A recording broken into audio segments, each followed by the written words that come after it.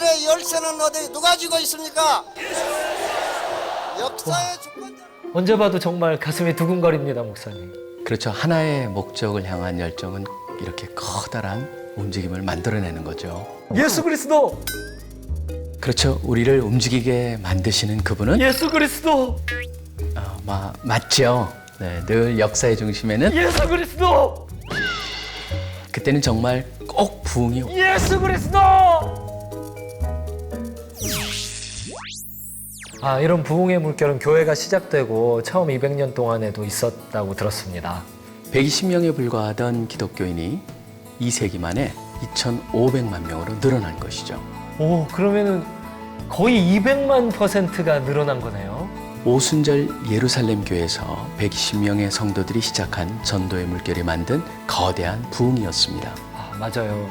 이런 무브먼트는 초대교회에만 있었던 게 아니라 교부 시대에도 중세 시대에도 종교개혁 시대에도 여전히 관찰되고 있는 것 같습니다. 부흥의 무브먼트는 과거가 다시 현재가 되어 반복되고 있는 것이죠. 그러면요, 이런 무브먼트가 오늘날에도 일어나고 있을까요? 무브먼트가 일어나기 위해서는 아마 몇 가지 조건이 충족되어야 하지 않을까 생각합니다.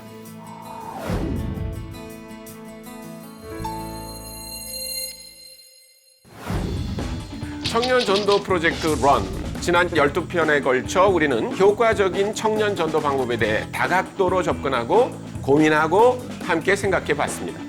생각보다 많은 청년들이 각자의 자리에서 주님께 받은 달란트로 열심히 전도하고 있었습니다. 여기저기서 응원과 격려의 메시지를 보내주셨고 본인의 전도 노하우들을 공유해 주셨습니다.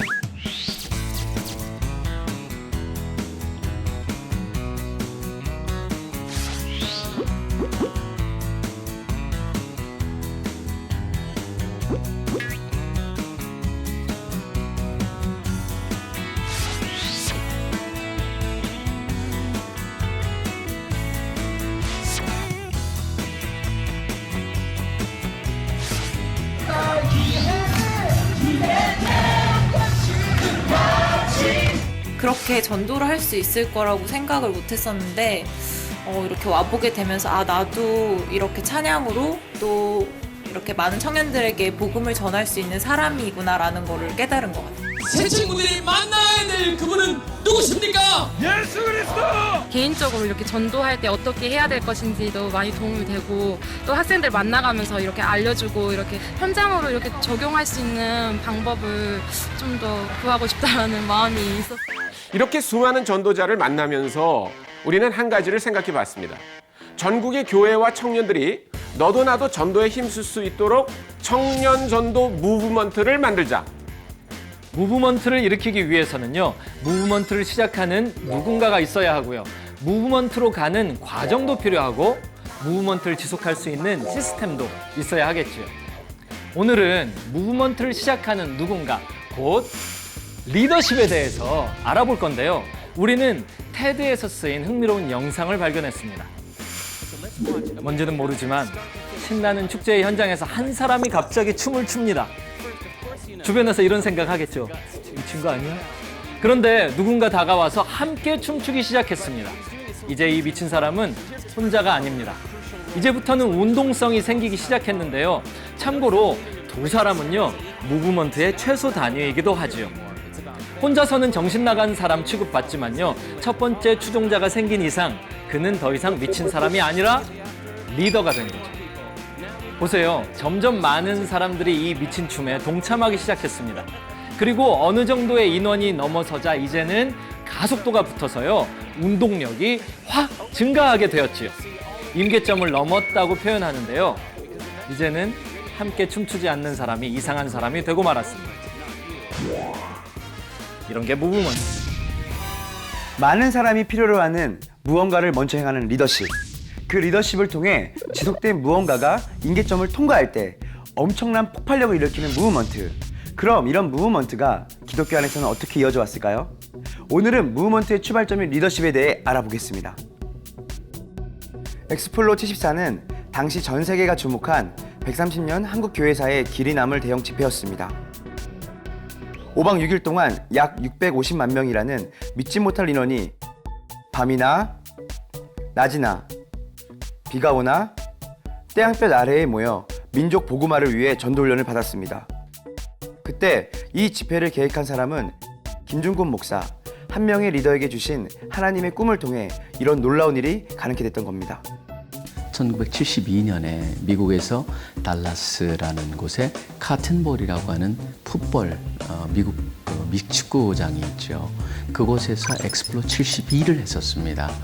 그때 굉장히 많은 사람들이 모였었죠. 끝날 즈음에 단상 앞에 나가셔서 선언을 하셨어요.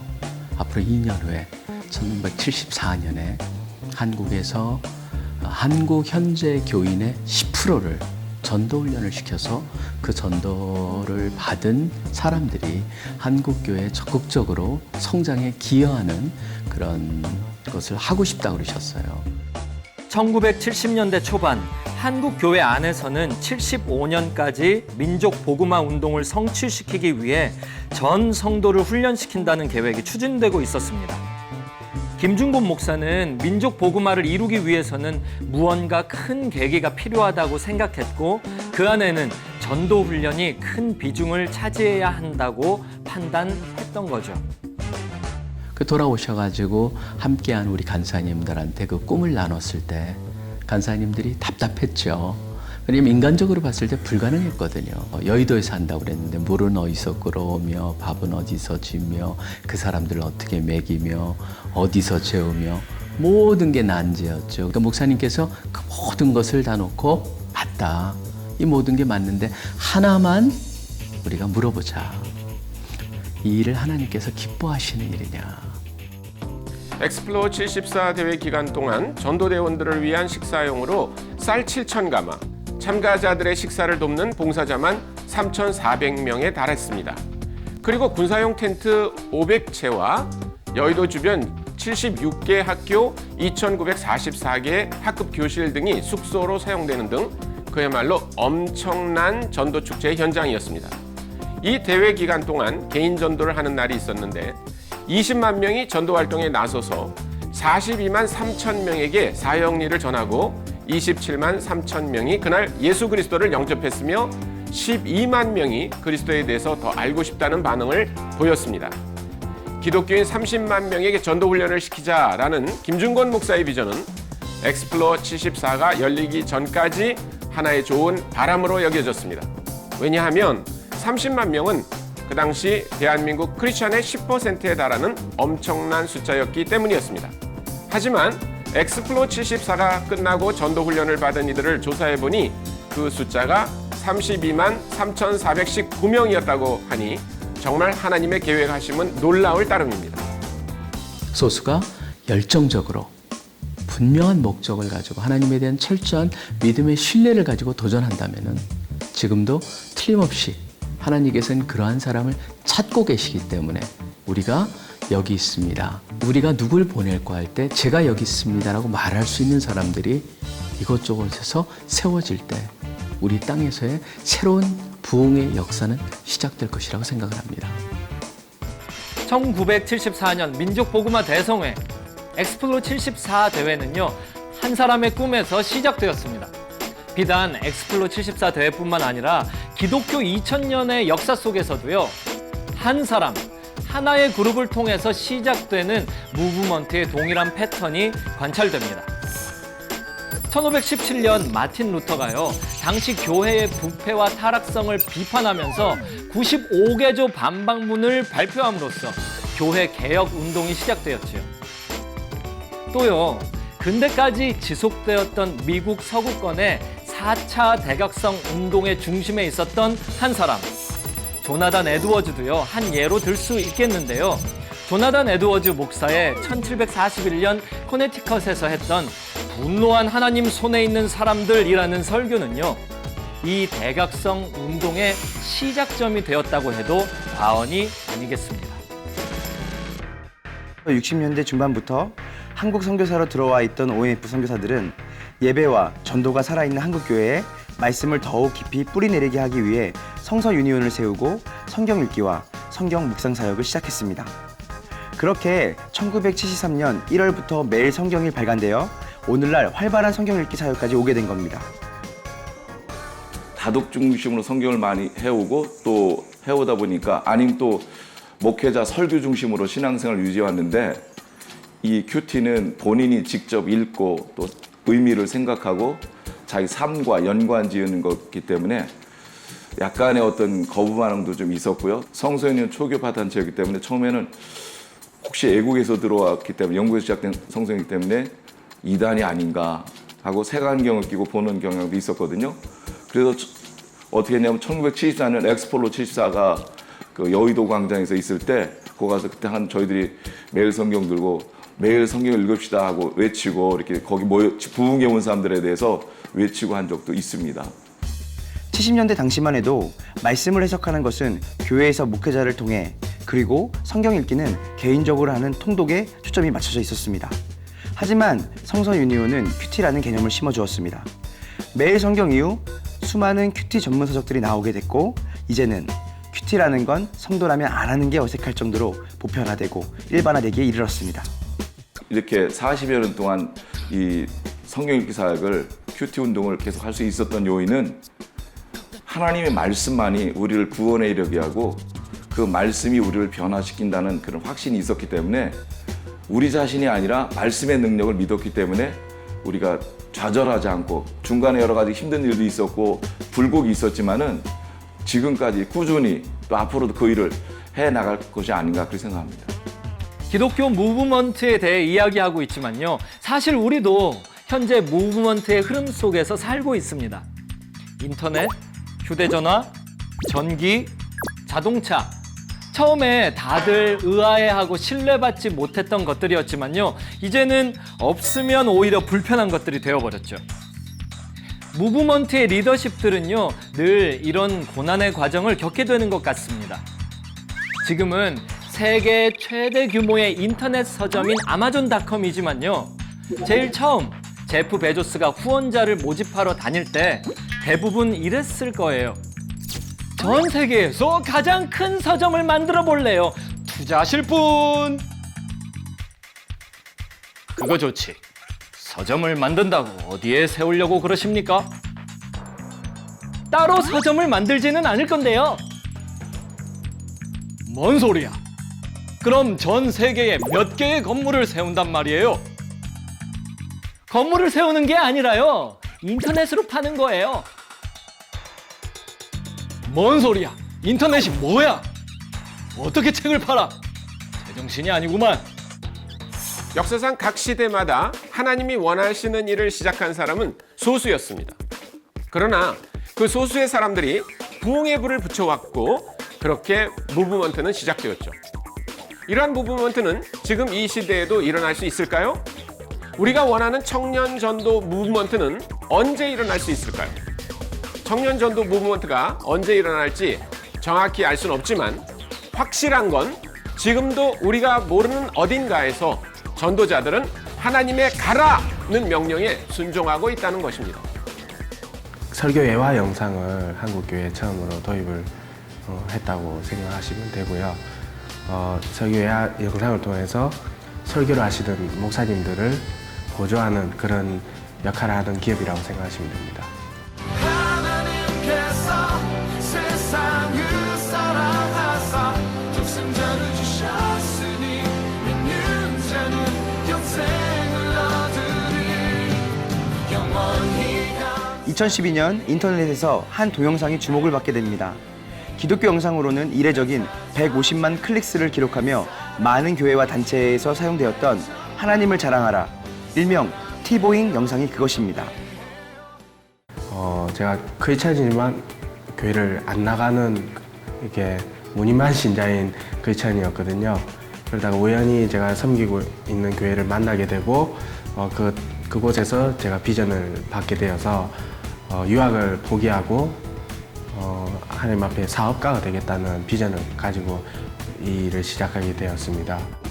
유학도 포기하고 세운 기독교 영상 제작사. 하지만 성과는 없고 적자는 늘어나고 자존감은 바닥을 치는 나날이 반복됐다고 합니다. 답답하고 막막한 나날이 이어졌지만 갓윌 기획은 끝까지 포기하지 않고 오히려 100일 철야 기도를 하며 영상을 만들었는데 그 결과물이 바로 티보잉 영상이었습니다. 티보 영상이 나오고 나서 운동선수에 관심이 많구나, 젊은 청년들이. 그래서 제레미 린에 대한 또 일화를 통해서 또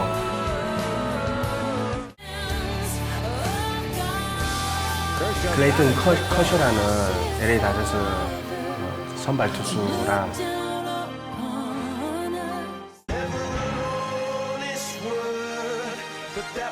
케빈 듀란트라는 농구 선수가 있는데 그 선수들이 신앙이 굉장히 하나님 앞에 신실하고 많은 크리스찬들이나 비크리스찬들에게 선한 영향력을 끼치고 있어서 저희가 그 영상을 또 만들어서 한국 교회에 현재 보급하고 있습니다.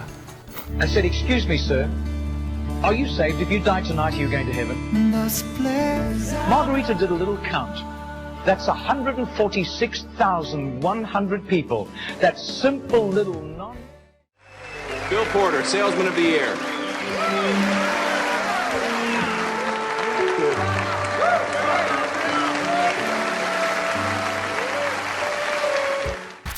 가들교회 김태형 대표는 한국 교회에 맞는 영상을 제작할 수 있는 마인드를 가지기까지 2년이라는 고된 광야 생활을 했다고 합니다.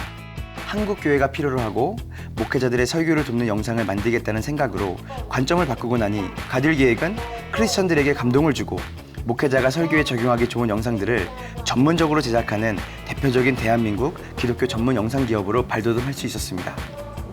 5년까지 거의 적자였기 때문에 너무 힘들었어요. 근데 그럼에도 불구하고 기도 자리에 쓰고 언젠가는 쓰임 받을 것이라는 믿음이 있었던 것 같은데, 우리 가딜에서 만든 영상이 결국 한국 교회에 쓰임 받는 날이 올 것이다. 내가 만든 영상이 결국 어떤 교회에서도 언젠가는 상영될 것이라는 믿음이 있었고, 그게 언젠가는 비전이 될 것이라는 확신은 있었습니다. 리더 한 사람의 헌신과 포기하지 않는 열정이 한국 교회에 감동을 주고 목회자의 설교를 돕는 전문적인 기독교 영상 보급을 이끌어냈습니다. 각자의 부르심대로 꾸준히 내딛는 그 발걸음이 참 귀하죠. 자, 이번엔 청소년들에게 예수 무브먼트를 일으키고자 하는 한 리더의 모습을 살펴보겠습니다. 스쿨 처치라고 들어보셨나요? 일주일에 한 번만 교회에서 하나님을 만나는 것이 아니라 학생들이 매일 시간을 보내는 학교에서도 하나님과 긴밀한 관계를 유지하도록 돕는 스쿨 처치 운동. 이러한 무브먼트 또한 누군가의 꾸준한 헌신을 통해 이루어지는 것이겠죠. 우리 희애를 통해서 하나님 아버지 이 설화구를 위해 기도하게 하시고, 하나님 아버지 정말 스쿨처치라는 이름으로 우리가 학교에서도 기도하고 예배하고 하나님을 섬길 수 있는 시간 주신 거 너무나도 감사합니다. 오늘 전하는 말씀 위에도 주님께서 붙잡아 주실 줄 믿사오며 사랑이 많으신 예수님의 이름으로 기도합니다. 아멘. 자, 여러분들 만나서 반갑습니다. 이런 말 안 하죠? 네. 이런 말 안 해. 맞아. 자, 여러분들 만나서 반갑습니다. 여러분 반갑습니다. 여러분들 나를 처음 보거나 나랑 별로 안 친해도 상관없어요. 알겠죠? 한 번만 도와주세요. 자, 여러분들 만나서 반갑습니다.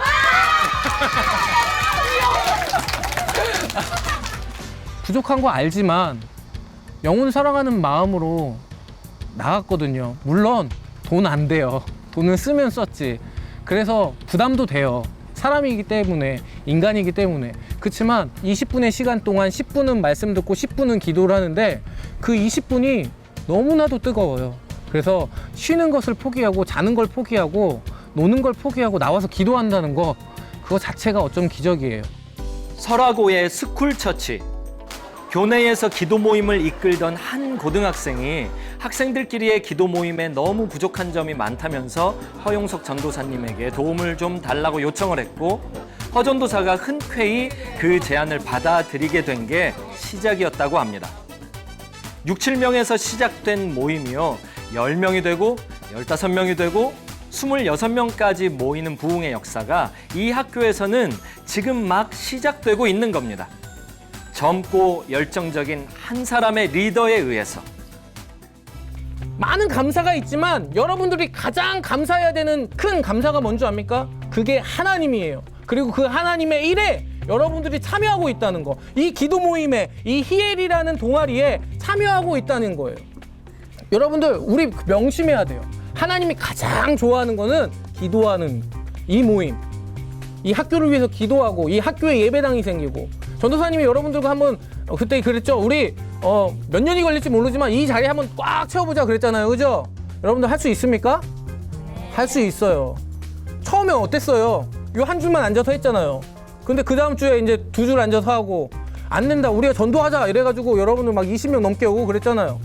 여러분들을 통해서 이 기도 모임이, 여러분들을 통해서 이 예배 모임이, 이 스쿨처치가, 그래서 여러분들을 통해서 이 설화고가 변화받아야 돼요. 그리고 여러분들의 자신의 인생이 하나님께로 온전히 나갈 수 있어야 돼요.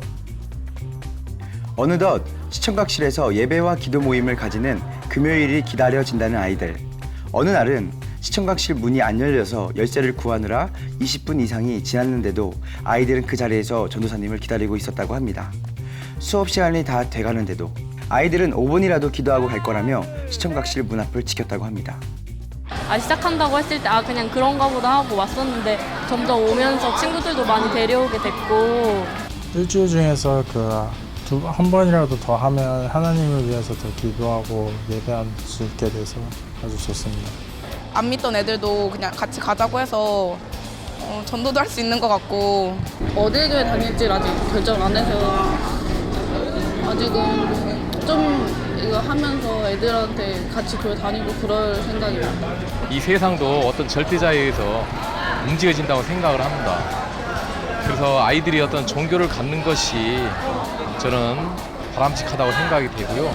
이 사역을 1년, 2년 앞으로 계속 하다 보면 이 안에서도 열매가 나올 거고 이 아이들이 이 학교를 또 섬기게 될 거고 이 학교를 섬기다 보면 이 아이들을 통해서 이 지역이 변하게 될 거고 이 지역이 변하면 이 나라가 변하게 될 거라고 저는 확신합니다. 그렇기 때문에 멈추지 않을 거예요. 이 스쿨처치 사역도. 예수님을 통해 구원의 사역이 시작되었고 그분은 우리에게 가라고 명령하셨습니다. 성경은 계속 이 명령에 순종해 왔던 사람들의 이야기로 가득합니다. 그런데 역사상 각 시대마다 이 일을 시작한 사람은 소수였습니다. 그러나 그 소수가 무브먼트의 출발점이 되었죠. 우리의 청년 전도 무브먼트 사역은 예수님이 다시 오실 때까지 계속되어야 합니다. 지금도 이 무브먼트를 위해 눈물로 기도하는 리더들에게 이렇게 말하고 싶습니다. 작은 열매에 멈추지 맙시다. 많은 열매에 안주하지도 맙시다. 시작한 전도의 일을 끈기 있게 지속합시다.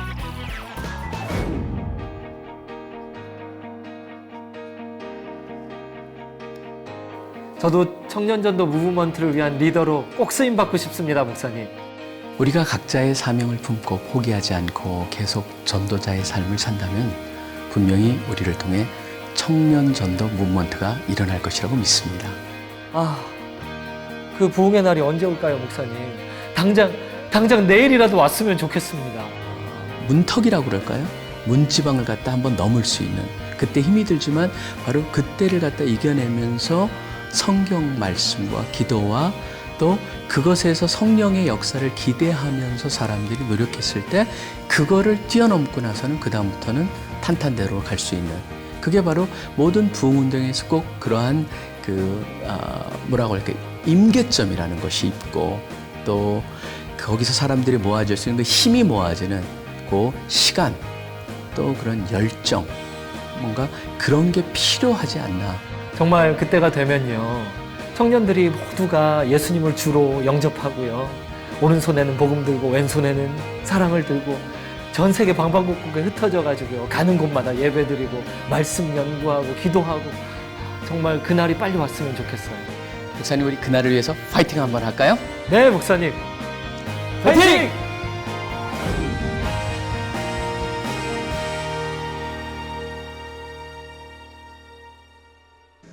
여기에 모이신 여러분들이여 오늘 저는 여러분에게 민족적인 신앙적 비전을 호소하고 싶습니다. 온 세계가 이리 때처럼 인심이 살벌할 때에 누군가가 한 사람쯤은